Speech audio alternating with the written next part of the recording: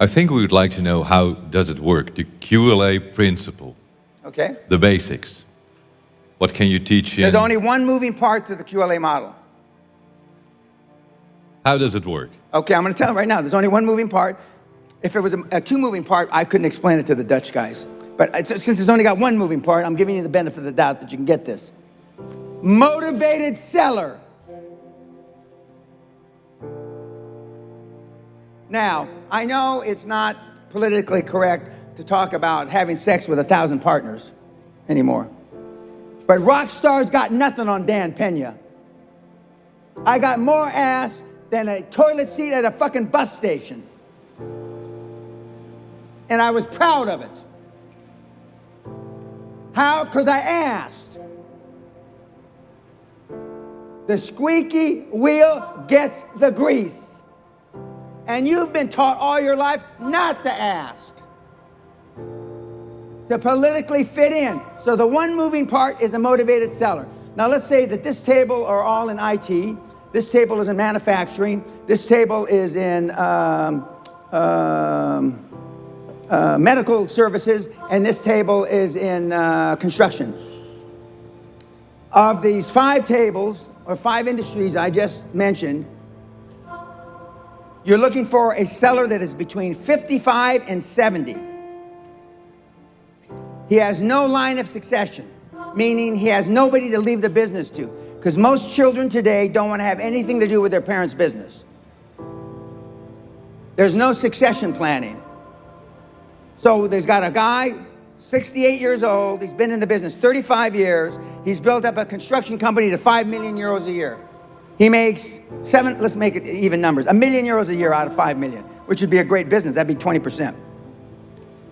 What's he gonna do when he drops dead? He's gonna drop dead, right?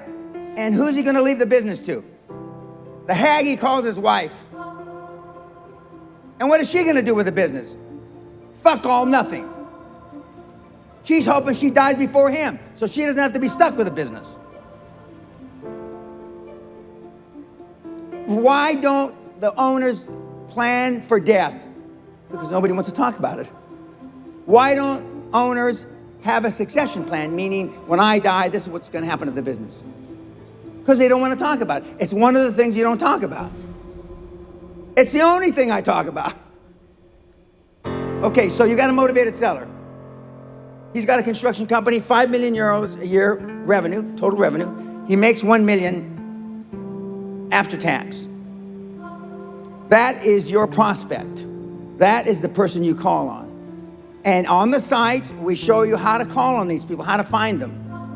How to find them.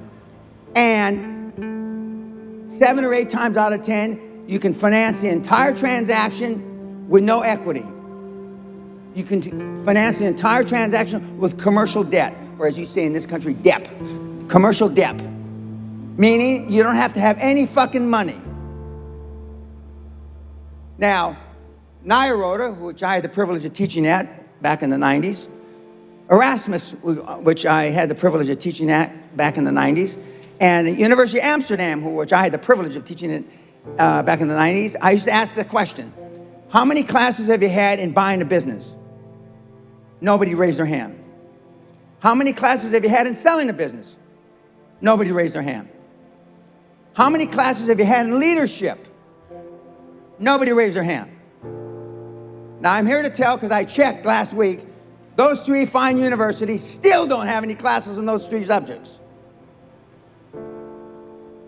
So they're not teaching you how to sell your business. They're not teaching you how to buy a business. Arguably, they're only teaching you how to run a business. So we have a motivated seller that has not had any succession plan, and that wants out, and that they will look at you with tears in their eyes, rolling down their cheeks. You're their savior. Because otherwise, they're going to die, and most of the owners that I just described in those 5 industries are going to die intestate. That means without a will. Why don't they have a will? For the same reason I just said, because they don't want to talk about dying. So what happens when John dies and leaves Mary his business without a will? It goes into probate, or whatever the equivalent there is in this country, which means it's in limbo. And it's going to be there between 6 and 36 months. But you step in like a knight on a white charging horse to save them. And that's the methodology we use. And this methodology has been around about 140 years.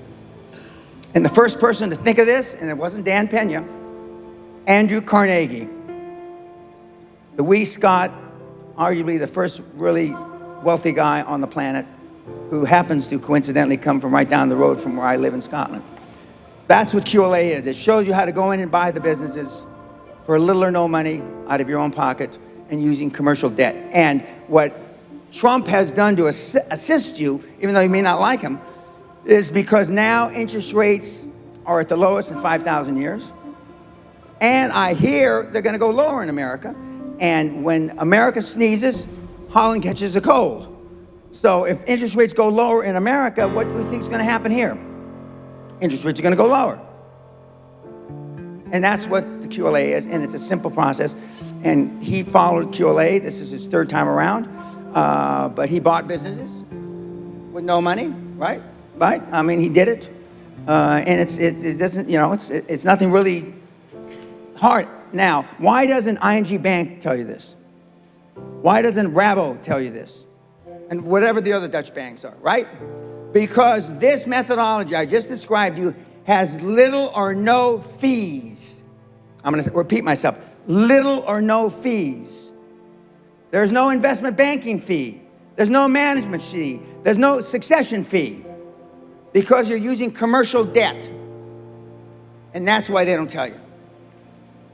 But then, is it still that easy as it was 20 years ago? Yes. You go to Well, the it's bank. easier now because there's more money on the street. But you go to the bank and you say then, I want to have your money.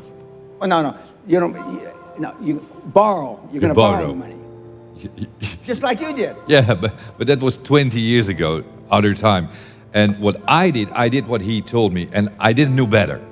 So I went in, ING Bank, I asked for $500,000 and went out with the money. Because you told me you're not going to leave without the money. You don't leave without the money or a check or a wire transfer. You sit there and until they're embarrassed. You go in when the fucking bank opens up, 9 o'clock you open, 10, and you don't leave the goddamn place until you got money in your pocket. I mean, literally. Now, see, most of you wouldn't do that because you'd be embarrassed. And it's still that it's better to go to a new bank? Oh, yeah. A new now, office? when a new ING branch opens up in wherever, okay, there's 3 things that you know for sure. Number 1, they've done a lot of marketing surveys that they need a branch there. Number 2, the bank branch has a lot of money, ING Bank. And number 3, they have no customers. That new branch does not have one customer when it opens up the first day on a Monday morning. Except for you, because you're going to be the first one in the door. I used to go around in my limousine. I'd go from branch to branch to branch. Boss, wake up, we're here. And I mean, I go through the same bullshit, the same pitch, which are all on my site free. And I wouldn't leave without it. And we give you a script. What is your legal lending limit? What's your personal lending limit? The bank officer. You probably don't even know, if you've ever dealt with a bank, what the legal lending limit of the bank is. You probably don't even know what the banker's legal lending limit. And the banker will say, well, I can sign for $50,000. You personally can sign for $50,000. What a lucky day for the 2 of us. All I need is $49,500. What a lucky fucking day.